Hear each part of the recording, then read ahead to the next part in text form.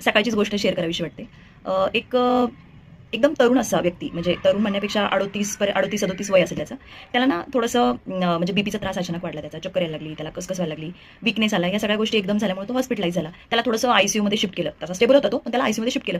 तर ना तो कोणत्या तरी मला वाटते ॲब्रॉडच्या कंपनीमध्ये कामाला होता. त्याच्यामुळे कसं व्हायचं, त्याचं नाईट शिफ्ट असायची.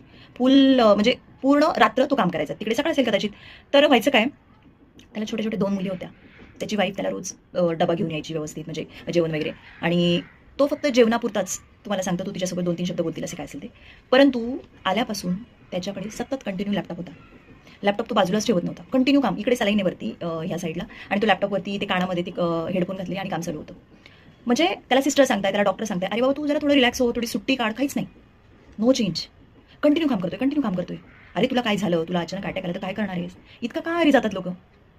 ठीक आहे, पैसे मिळत असतील, चांगल्या पोस्टला तुम्ही असाल. अरे पण तब्येत तब्येत जपा ना.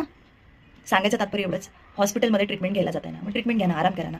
थोडंसं काम बाजूला ठेवलं तर काय बिघडणार आहे? पटतंय का?